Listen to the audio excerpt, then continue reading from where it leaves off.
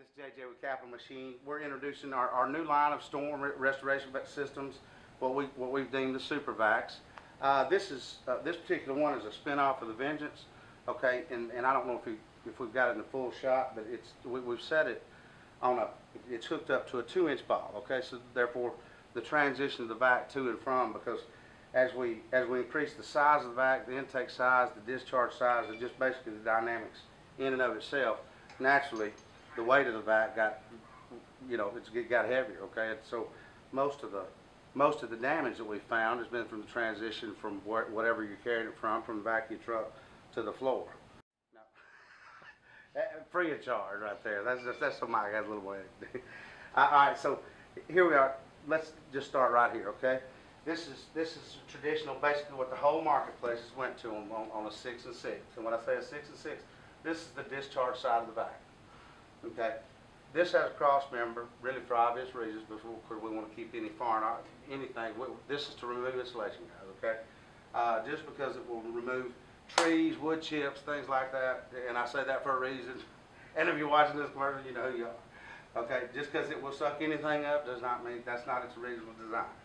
All right, but this is a 6-inch with the cross member, and then we have 6 bolts here that are half and half. If you just keep your ½ inch on both, and let me.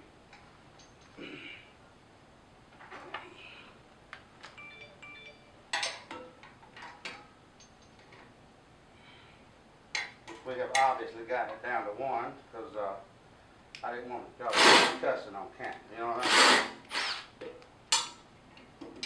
mean? All right. So as we take you can take the 6-inch discharge off, and which takes this to 8. And if you'll notice, we don't have a cross member here, so this will be. We will heat a lot of warning stickers on the vac. Okay. Because when this starts pulling air through a straight 8-inch intake, you're pulling a lot of wind.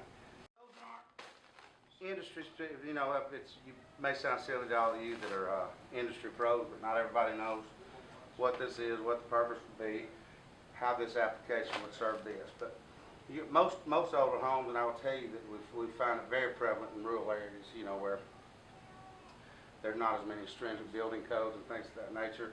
You're going to run into bad insulation. The bad insulation, just like the blown insulation, you run into a lot of infestation that's been there a while. It doesn't yield any R value, okay, which is the amount of radiant heat that the insulator. That's what your insulator does. It's just trying to keep conditioned air where it belongs and unconditioned air where it belongs. All right. So as we take the 6-inch that our 6 bolts prior to this, as we take it off the intake side, if you will cut your bat, we have found this to be a very good length, okay, through all the testing. So you can just go every 36 to 48 inches, and if you'll just scar the back of the paper, okay, then you can suck this up, with the amount of wind that we're moving, which is a 63-pound fan in here. It has, on the edges, it has some serration there, which will help dispose of this. Okay, and then you're still running through a 6-inch discharge. So huge advantage to that, because as most of you guys know that are insulation contractors, you probably used to rolling this up, getting it, taking a bath. Probably itched that night. Mama no sugar. Mama no sugar. All right. So we have it's a 690 cc Honda engine. Okay, and it's got an electric start with a recoil backup, and just takes traditional 87 octane gas. All right. So if you've ever talked to me on a call, I tell you that I don't put a whole lot of weight into the engine side, because all the engine does is turn it 3,600 revolutions per minute.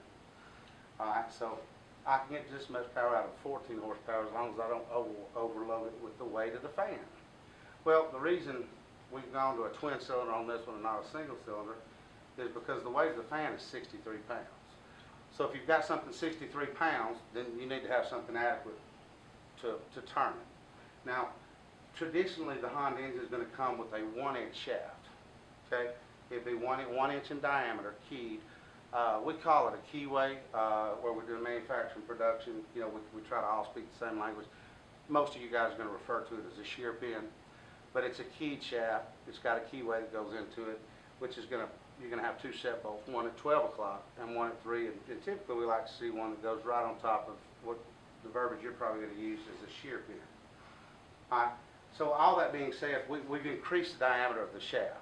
So we come off this with inch and 5/16" shafts, or inch and 7/16", I'm sorry. And that is that obviously gives it more structure. On the very back side of this that goes through, the shaft goes through, we have a flange bearing. Now, on previous how-to videos and things of that nature, we've shown you all the difference between what we would call a pillar block bearing, which would be that just have two bolts diagonally, no bueno. You hear me? No bueno, Enrique.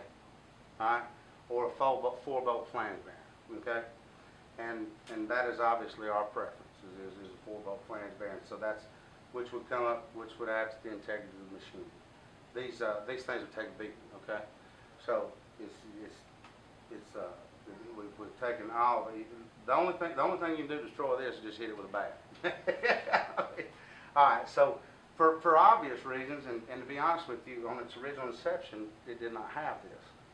But you're moving so much air so fast that we had to put a wireless remote on. Okay, so as always, we're always trying to do a whole lot and this and that, and we initially made it a remote start. Okay, the only problem with that is, so now we've changed this to a 2-button system where it's just going to go on and off. This particular one is a 3-button system. When you take delivery of your new Storm, it'll just have an on button and an off button, which will be black and red. Okay, and the reason for that is most people are probably going to run the 6 once they get up in the attic, but if you are running 8, the moral of the story is you've got the negative air pressure, and if it gets on an air handler or anything like that, you'll have to cut it off. Enrique, you probably you have to have a way to hit the panic button. So that is and that's the seriousness of it. I mean, we're transitioning a whole lot of air fast, and we're discharging a big area. So, you know, we built this so that you could use, if you had to, use 300 feet of hose. But with the 2-inch ball setup, you know, you pretty much can just put it wherever, right there at the entrance of the house. Probably suppose you can get it unless it's you've had inclement weather for long periods of time. So that's a 6-bolt. All right, this is something else that we're very proud of, because we had people from Honda come in and everything, do all the spark plug testing and the EPA testing, which is, as far as I know, I don't know anybody else in the industry to do, but as sure as I say this, then I'll get a bunch of hate mail, so I better not take a strong stance on that. But this has got a charcoal filter on, okay? So this is a EPA approved gas tank. And it's got all the, you get the executive orders with the tank, okay? It's made by Flambeau. So as you can see, it's strapped down. They make sure that you have the right lines, the right grommets, that the engine that the tank can expand and contract. So there's some legalities there, and especially if you're going to California, okay? So up until, what, 2.5 years ago, so we were able to get most of this done, or maybe not even that long, is we would not ever. Okay, so the drivetrain on the Storm is powered by a 690cc Honda engine. All right, we have gone from a single cylinder to a twin cylinder engine, and with an EPA approved gas tank. Okay, as the intake comes in, we run through the filter and then back out the filter. So you have one fuel line coming back in that is charcoal filter, as they say it should be, and then as it comes through the fuel tank, and then this is the discharge coming outside, and that's the oil filter. Okay. All right, as we move our way around the backside of the Storm, I want you to notice we brought representatives from Honda and things like that to do the spark plug testing and different temperatures so that we could offer it to everybody in all 50 states, United States and Canada. So it's we've got a legal application here for everything that was governed and all that from the EPA, and as I was saying earlier, that you do get the executive orders with your fuel system, and I mean that's pretty important because there's very stringent markets when I mean the more lucrative the market, the more stringent the codes are going to be. So you're going to, trust me, you will run into that, and especially as much money as it. And there is one important thing that I want to point out that we've changed. We went at one time we didn't wire straight into the solenoid on our machines or on our vacuums. Okay, so now we run straight into the solenoid switch. The wire coming off of here This is a rectifier, an 18 amp rectifier, which gives the battery a trickle charge as the machine is running, okay? But, and this is not really exclusive, this is not really pertaining to this vacuum, but I do want to get it in because when you cut your key off, we've killed all the power of the whole machine via the wire that we put to the cylinder.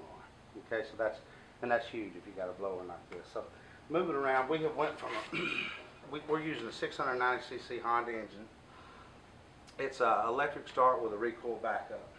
The warranty on the, well, there's a couple of, you have a 2-year warranty that encompasses the whole vacuum in and of itself, but you have a 3-year guarantee from Honda, which the good thing about this, and this is by design, is that wherever we use, you know, people think in their mind they have to physically bring your vac to us or your restoration system, what have you.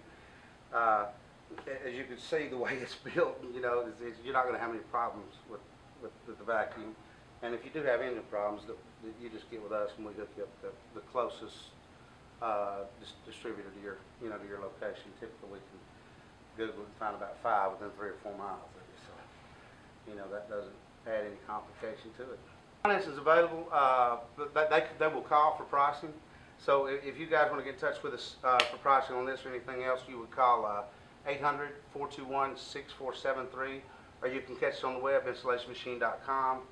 Multiple social channels you guys can find us. So Capital Machine Dallas, Machine Man Live. I don't want to go over all of them, but call us 800-421-6473. Hit them with that blowhard and go home, man. Got to do the Machine Man out. Bam. Machine Man out. Deuces.